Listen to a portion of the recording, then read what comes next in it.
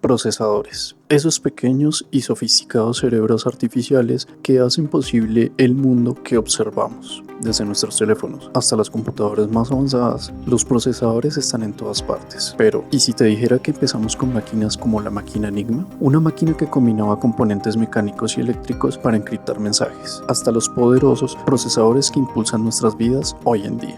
A continuación, nos adentraremos en la fascinante historia detrás de las máquinas y de las personas que estuvieron involucradas en su desarrollo y que nos permiten conocer el mundo como hoy en día lo conocemos.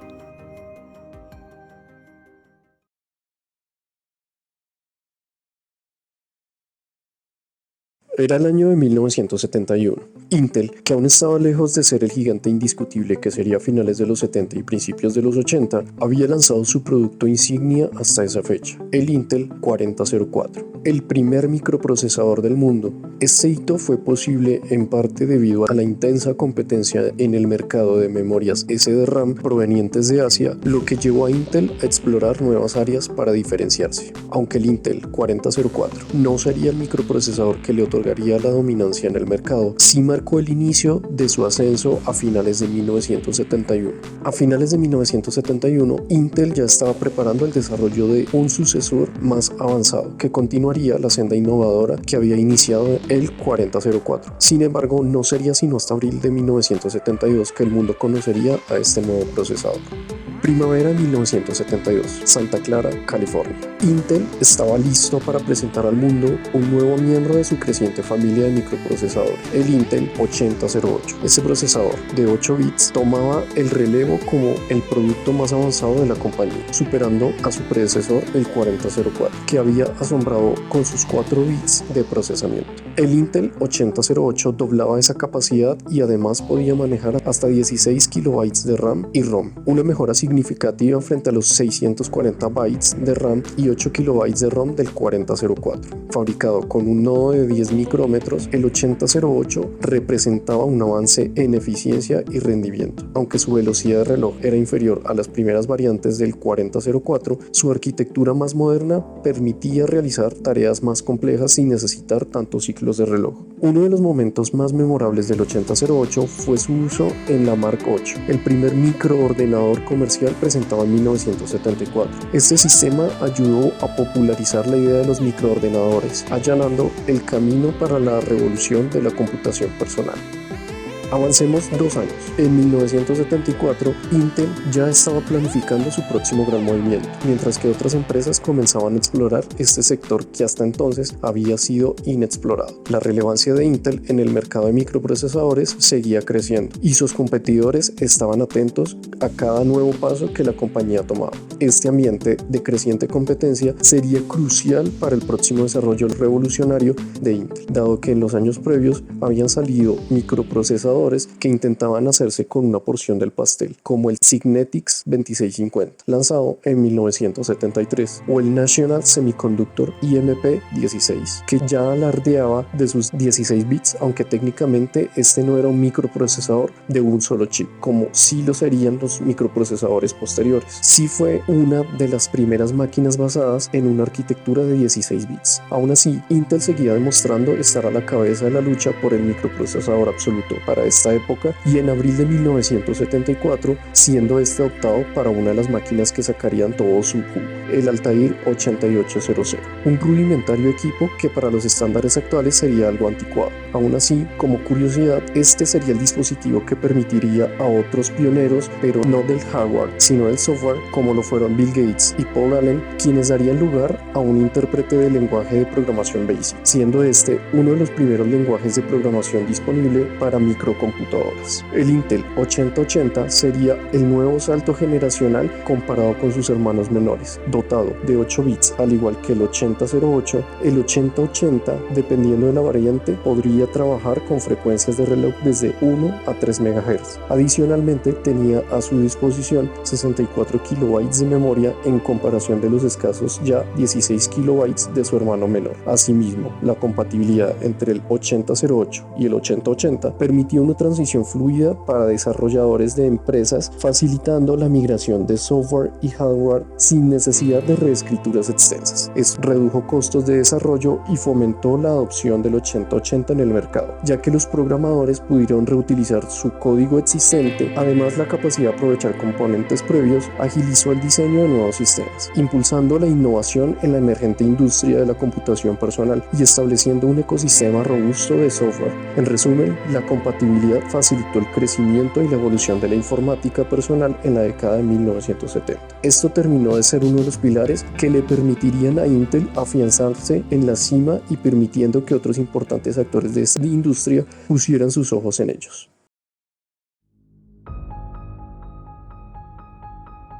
Para este año, si bien estaba recién salido el procesador 8080, es vital mencionar que, como recién vimos, habían algunos competidores interesados en hacerse con parte de una porción del mercado de los microprocesadores. Y citamos esta fecha porque será vital para uno de los jugadores que en un par de años tomará, al igual que Intel, relevancia en el mercado de los microprocesadores. Si bien esta compañía no fue la única competencia de Intel, ya que existían otras empresas como Motorola o National Semiconductor, inclusive la misma Fairchild, esta sobresaldrá para ser el eterno rival de Intel. Estamos hablando nada más y nada menos que de AMD o Advanced Micro Devices, quienes este año observarían detenidamente los movimientos de Intel dentro del juego y se animarían a crear su propia versión del 8080 denominado AM9080 por medio de una técnica llamada ingeniería inversa, por medio de un método conocido como el diseño en sala limpia, el cual consiste en fijarse en el diseño del chip, se busca formas de replicar el funcionamiento sin infligir patentes y adicionalmente permite descubrir fallos de diseño que puedan favorecer, en este caso a AMD, sobre la competencia, la cual para este caso sería Intel.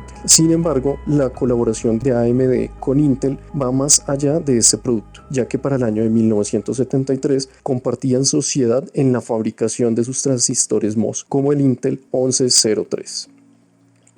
4 años más tarde, Intel lanza una nueva bomba sobre el mundo informático, lanzando en el segundo trimestre de este año el que sería el chip que sentaría las bases de la arquitectura como hoy en día la conocemos, la arquitectura x86. Quizá en ese entonces para los menos entendidos sería un nuevo producto, sin ningún tipo de relevancia, pero para aquellos entendidos del mundo de la informática, en ese entonces sabían que posiblemente estaban ante el futuro, un pequeño dispositivo que haría la forma a la manera en la que se masificaría el uso de la máquina, y no en esta oportunidad por parte de la industria, sino para el ciudadano de a pie que pudiera permitírselo. Y es aquí donde IBM, el gigante de la informática, vio una oportunidad, dado que gozaba de capacidad de cómputo idónea, sumada a la posibilidad de compatibilidad y acceso al ecosistema de lo que ya se había invertido en el 8080. Esto permitía que su visión del futuro, llamado PC de IBM, lo hiciera atractivo y competitivo para un nicho que estaba en crecimiento, el uso de la computadora personal. Sería este el primer microprocesador desarrollado por Intel en llegar a los 16 bits, permitiéndole procesar datos más grandes, y adicionalmente presentó un conjunto de instrucciones más amplio y potente. Esto sumado a que se rompía por primera vez la barrera de los 2 MHz. A continuación, dejamos su ficha técnica.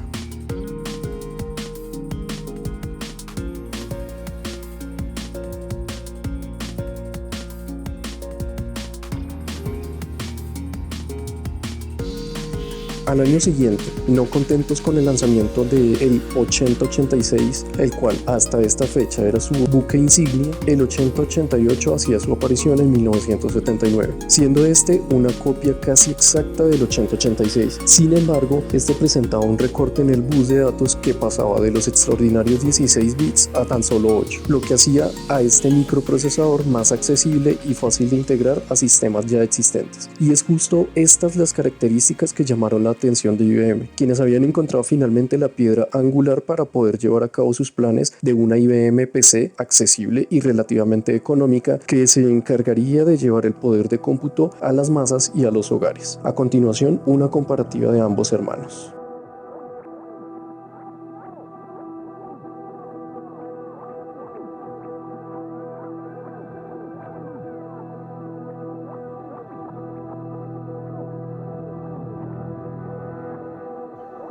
Al enterarse del potencial del 8088, IBM vio una oportunidad para lanzar su primera IBM PC. Sin embargo, IBM tenía una preocupación crítica. Quería asegurarse de no depender de un único proveedor para el suministro de procesadores. Por lo tanto, planteó la condición de que Intel debía ofrecer un fabricante de segunda fuente para asegurar la continuidad de suministro. En su búsqueda de un socio adicional, IBM se fijó en AMD, debido a la calidad y rendimiento de sus productos. AMD había demostrado anteriormente ser un fabricante competente de semiconductores y su capacidad para producir procesadores compatibles hizo que fuera la elección lógica para IBM. Este interés llevó a la gestación de un acuerdo entre AMD e Intel, lo que permitió a AMD fabricar procesadores 8088 bajo licencia de Intel y ya en 1981 en las instalaciones de Boca Ratón, Florida, IBM da a conocer el 12 de agosto de dicho año su más arriesgada apuesta al incursionar con la primera IBM PC que daría forma al computador personal que hoy en día conocemos. Sin embargo, esta estrategia exitosa de por sí también sería el inicio del fin de una IBM tal y como se conocía hasta finales de los 80 y principios de los 90. Con el éxito del 8088, Intel se preparaba para lanzar su siguiente gran producto, el Intel 80286 o más comúnmente conocido como 286. Sin embargo, a pesar del acuerdo entre AMD e Intel decidió no compartir el código fuente completo del 286 con AMD. Esta decisión fue un intento de Intel de mantener una ventaja competitiva en el mercado, limitando el acceso de AMD a las innovaciones de su nueva arquitectura. Esta falta de colaboración y la estrategia de Intel sentaron las bases para tensiones futuras entre ambas compañías. El acuerdo inicial que había permitido a AMD entrar en el mercado también marcó el comienzo de una competencia intensa, transformando el panorama de los procesadores durante las décadas siguientes, pero esta será una historia que veremos en nuestro siguiente video. Quiero agradecerles por acompañarme en este episodio. Si disfrutaron el contenido, no olviden suscribirse y activar la campanita para no perderse ningún capítulo. Gracias por su apoyo, es fundamental para dar a conocer estas historias y para que podamos seguir mejorando el contenido que les ofrecemos. Los espero en la próxima entrega. Hasta entonces, sigan explorando la historia de la tecnología.